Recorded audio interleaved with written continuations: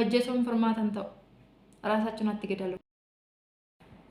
Yayyaa harka fuunee nagaan isiniif haa ta'u viidiyoo baay'ee nama gaddisiisu tokko isa dhugaa waaqayyoo dubbachuu fi ji'a kana keessa an akka ji'a kanaa keessattuu bara kana keessa bara 2018 keessa kan akka ji'a kanaa fokkiftuun argine isa dhugaa waaqa dubbachuudhaaf jechuudha. Obboloota meeqa ji'a tokko gidduutti ji'a tokko keessatti koo yaa obboleeyyan guyyaa 30 koo dabarreebe ji'a tokko keessatti bicha obboloota meeqa dhabne. Saudi Arabiyaadha obboloota 2 dhabne. Beeruuti obboleetti keenya dhabne. Itoophiyaa keessa manni haala kaa'u. Itoophiyaa keessa manni haala kaa'u. Barattoota yuunivarsiitii bichaa meeqa dhabne.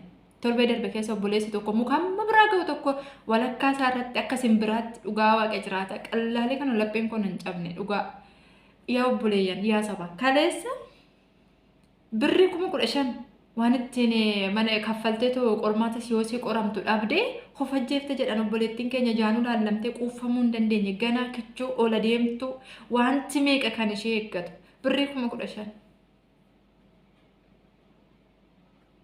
baay'ee garaa nama nyaata isa dhugaa waaqayyoo dubbachuudhaaf ani dhaloonni dargaggootaaf ergaan ani qabu yaa obboleeyyan amantii keessaniin waan barbaadan amana.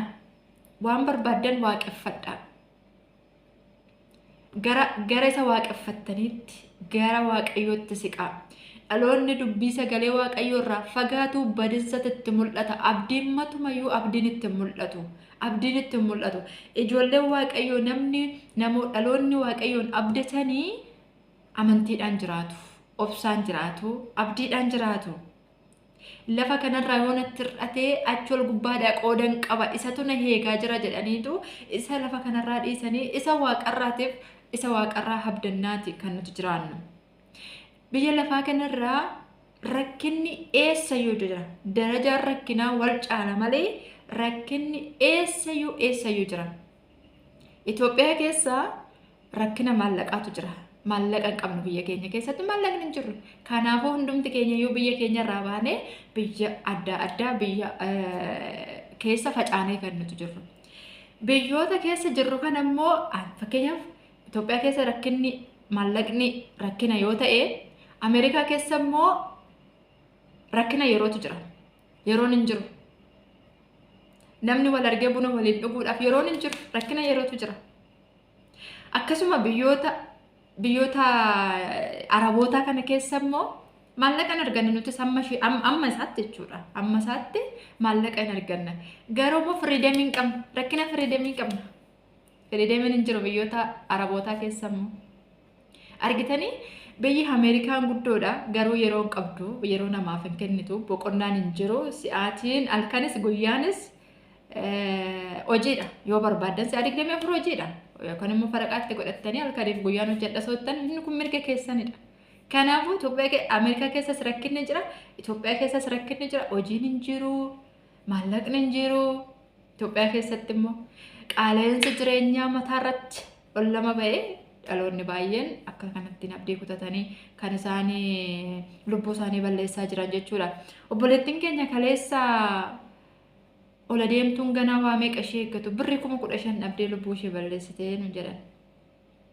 Birriin 15,000 baay'ee salphaadha yaa obboleettii koo yaa obboleeyyan. Har'ayyuu dhaloota ganaa dargaggootaaf erganani qabu. Daftanii abdiin kutatiina. Rakkinni hin darba. Rakkinni nuti har'a keessa jirru kuni borummoo kanuma biraati. Rakkinni hin bada biyya lafaarraa jechuu hin dandeenyu. Rakkinni hin badu. Maaliif macaafni qulqulluun gaafa dubbatu isin biyya lafaa kanarratti umuriin keessan gabaabduudha rakkinni keessan garuu baay'eedha. Sani galee rakkinni keenya macaafa Iyyoob keessatti jechuudha.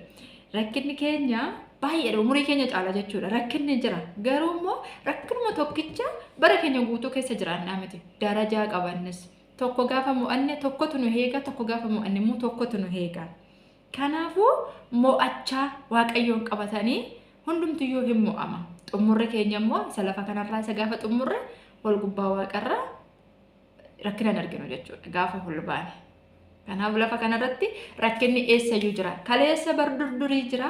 Har'as jira. Boru sitti fufa. Hin badu rakkinni biyya lafaarraa. Kanaafiyyuu abdiin kutatiinaa. Please dhaloonni abdiin kutatiinaa.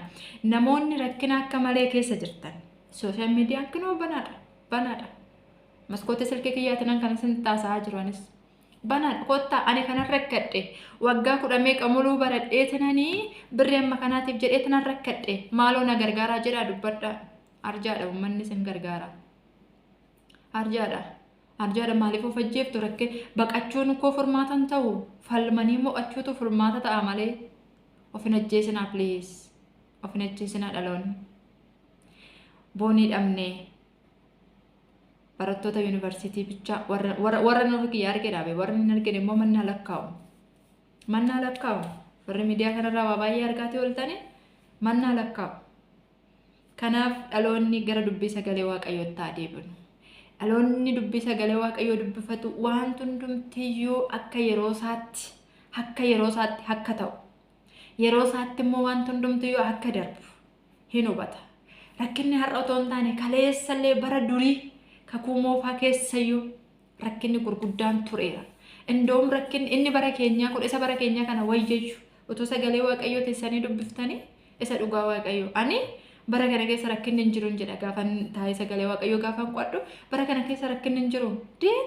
Bara durii keessa akkoo bare otoo dubbifattanii namni lubbuun jiraachuudhaaf waa tokko dogoggorta taanaan siidhumatti itti baqqa. Bara nuti keessa jiru tokkoffaan bara kakuu haaraati. Bara dhiifamaa keessa jirra.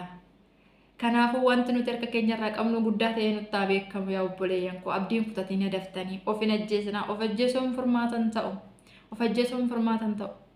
ራሳችሁን አትገደሉ። ሁሉም ነገር ያልፋል። ችግር ለዘላለም ይኖራል። እሱ ይኖራል፣ አይጠፋም። ችግር አይጠፋም። ግን እናንተ ዛሬ ያላችሁበትን ችግር ታልፉና ነገ ደግሞ የተሻለ ፈተና ነው። በቃ ምድር ላይ ስንኖር ፈተና ነው። ተፈትነሽ ታይተክ ነው የምትሄደው። ለሰማይ ነው የምትዘጋጀው። መኖራችን ምድር አይደለም እላይ ነው። ስለዚህ